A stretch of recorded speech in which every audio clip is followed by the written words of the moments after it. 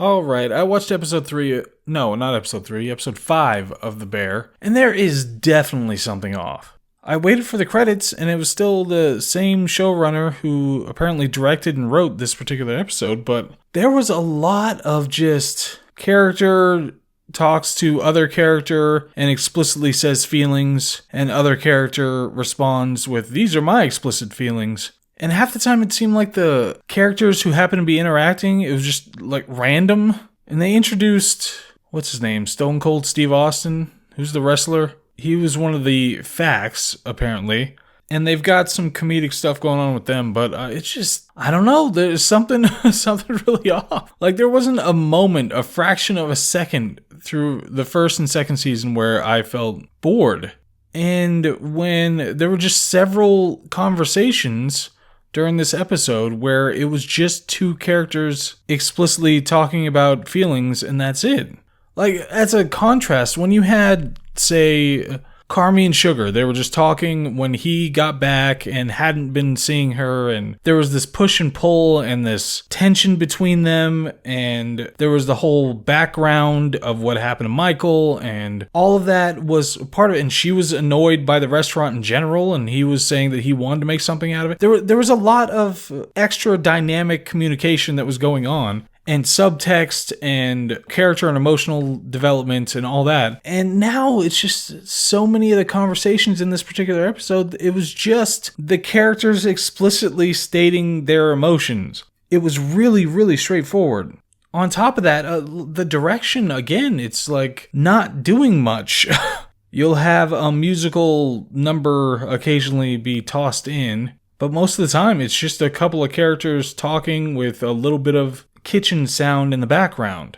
You know, I think of I watched an interview with the editor and I think the sound person, and she was talking about how they were intercutting and intersplicing different conversations that were going on, different scenes, and how much energy that gave to it, and the way that they put together montages when they were showing the dishes that were being worked on and the like. There was so much more to it and so much thought went into it. I don't know if they switched editors or something. And so it's just a much more straightforward structure that they're using. But that kinetic energy that you got from seasons 1 and 2, it's like you just don't have it now. And this is 5, so I'm halfway done with this particular season. Or this is episode 5 of season 3. And so I'm halfway done, and I don't know. I don't know what's going on.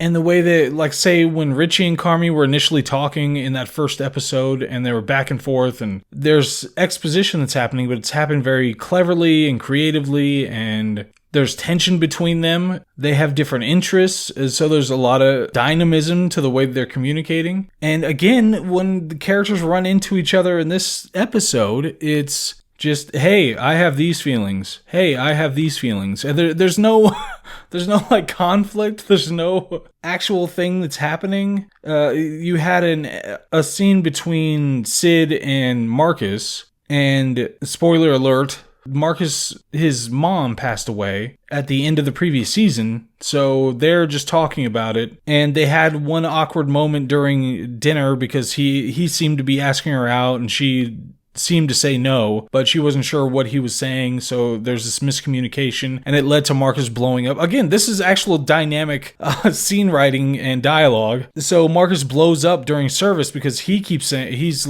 trying to get a count from Sydney, and she won't give it to him. She's just like tuning him out during service, and so eventually he blows up, and he's like, "What's going on? Why the hell are you ignoring me?" So he just says, "Oh, sorry about that thing that happened." She's like, "Oh no, that's fine," and then she asks about something else.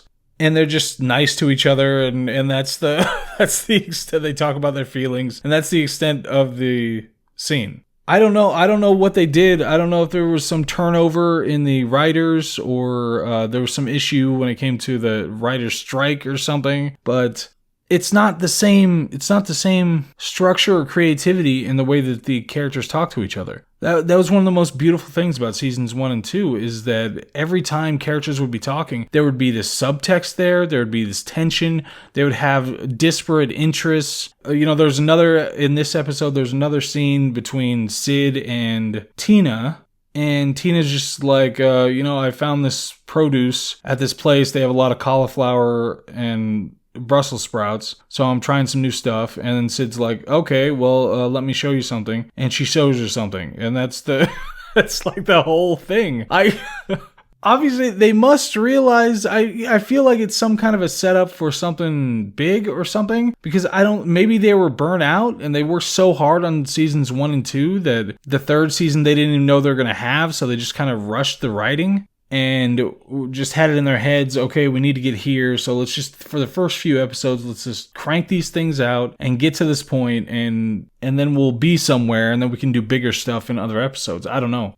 But this kind of writing is definitely not it. This is the kind of writing that you see in just generic television shows and movies that the writers don't have any interest in trying to do something creative or clever or well-structured or have any kind of an interesting dynamic between their characters. That's the kind of writing it is. It's just so straightforward. And one of the things we find out in this episode is that Carmi's previous boss and, the owner and everything and proprietor of this other restaurant, the really high-end restaurant that Richie got to stage at or whatever, or he got to work at least. He didn't do any cooking. That restaurant was apparently closing down. And so you have this question about, okay, well, what does this mean for Carmi? What does it mean for Richie? How does it affect his dreams about building this restaurant into something bigger? And what does he think about what's going on with all the people that were back at that restaurant and his former boss and everything? So there's something that's at least started there, but they didn't do much with it in the episode itself. That's what I mean. It's just like... So previously, in the other seasons, a thing that would have happened is there'd be something more complex about it, that it wouldn't be so straightforward. But what happens in this is, I think it's Sugar that goes up to him and she's just like, how do you feel about it? And he's like, oh, I feel this way about it. Great. And there's the scene. There's the intrigue in the writing. I don't know what happened. I don't know. And it's making me second guess everything that I remember from the first 2 seasons. I just used a bunch of examples, but now I'm wondering, wait, was it really that complex, the way they handled all the dialogue and interactions? Because it seems so rich. Like every interaction that they'd have this push and pull and complexity and conflict between characters that were trying to communicate with each other. And then in this, it doesn't seem like that anymore. I mean, there are still conflicts, but it's mostly just Carmi is being too authoritarian about doing X or Y, and somebody says, hey, you shouldn't do that. And he says, but we need to do that. And that's the extent of it. It doesn't have as much of an emotional or intellectual impact, and I just genuinely don't know if it's a completely different style that they're using here. And like I said, the direction, they don't even have the lengthy montages with the music that they used to have, which is such a beautiful palate cleanser, that it's something that just makes it feel so rich and interesting and fun to watch, where you'll just see Chicago, you'll see different dishes that people are working on, or things that they're doing, or all this extra effort they're putting in, like that one scene where Sydney's just going to every different restaurant around and she's trying to get inspiration.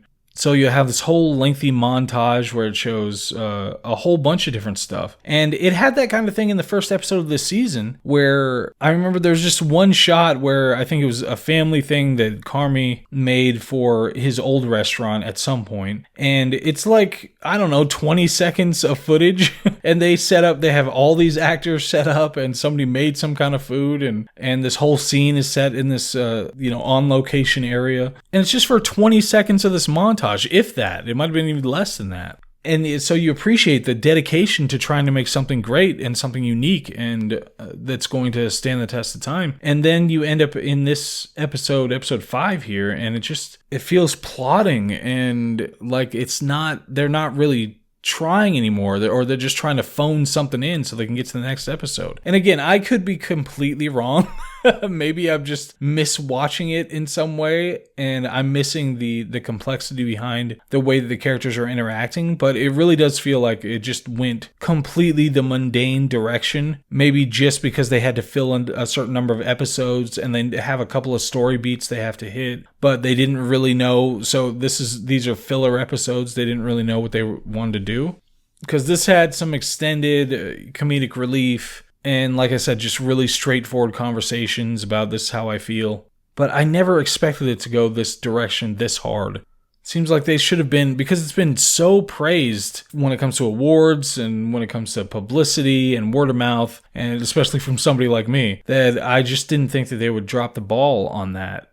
It just wouldn't be possible. I thought they would 100% make sure that they stuck to the standards they set up in the first one. And it just drives me crazy, because just thinking about, even the ball breaker, the cuts, the editing in between where you'd show the game and you'd hear the sounds from ball breaker, and Carmi just going on Twitter or whatever and making a tweet, and how all those things are intercut and it's fast. It's just this quick pace of the editing, and it's so much fun to watch. And that happened with so much, like when he was in an argument with Richie, and there's the cake mixer or something like that is just pounding in the background. So it's showing this, this rising tension. And there's a bit of surreality when it comes to, like, Carmi's getting angry, and Richie's like, don't blow a fuse. And then it blows a fuse in the place and the power goes out. It's like those kinds of things are what made the show and made it so much fun to watch. And now it really just felt like a bunch of stacked conversations that didn't really say anything and didn't accomplish anything. And there was very little conflict. And the only conflicts you got were extremely straightforward, mundane conflicts. Like, you're spending too much on this, or I've got this guy to check your books to see how we can save money. And that's the extent of the conflict. Great, wonderful. So maybe this is a really significant filler episode, and they're just saving the major story beats and character beats for later episodes, and that's the whole point. But I really don't like how it bodes when the direction it just completely nixes all of the cool stuff that they did in the first two seasons. I really don't know why they would do that, and it's really frustrating. Really frustrating to see that. So maybe Josh Hartnett and Alex Garland can feel a little better, because now I've had to criticize something that I love very much and pretty harshly. So at least they have some worthy bedfellows. Anyway, yeah, that's The Bear. And like I said, it'd be great to go through in detail and talk about how great the first two seasons are and why, and all the specifics about that. But I'm going to watch, the rest of this season 3 and go back and rewatch season 3 and then start at the beginning and watch the whole thing again and see if what I'm picking up from this is justified, or I'm like hallucinating all of this. I hope I'm hallucinating. Maybe I watched the wrong show. I don't know. But even just some of the moments when Carmi is supposed to be doing his acting stuff, it just seems like there's like boredom behind his performance, because he doesn't have as much to do as he did in the first two seasons. It was all fireworks, and they'd be having conversations, and I don't know, so much more to it. Like when Sid and Carmi were sitting and talking, and, Sid, I think she had messed something up, or she was mad because Carmi was being much harder on her than he was on the rest of the staff. And so they're talking, and there's this back and forth, and she gets to make that joke after he talks about AA, and she's like, that's way too personal.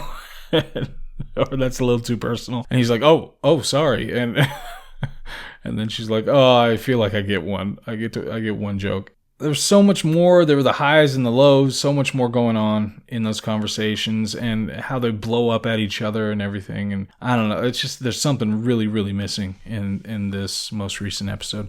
So anyway, yeah, I should have ended that previously, but that was an extra little tidbit, all for free. And now I'm going to go to bed, actually, and ponder this whole situation. And then tomorrow I will watch the next episode and see if it improves. I really hope the direction goes back. I really, really do. Anyway, let me know what you guys think about The Bear. episode 5 of season 3. And if you're picking up the same stuff that I'm picking up, or I'm totally wrong. Hope all is well. See you on the next one.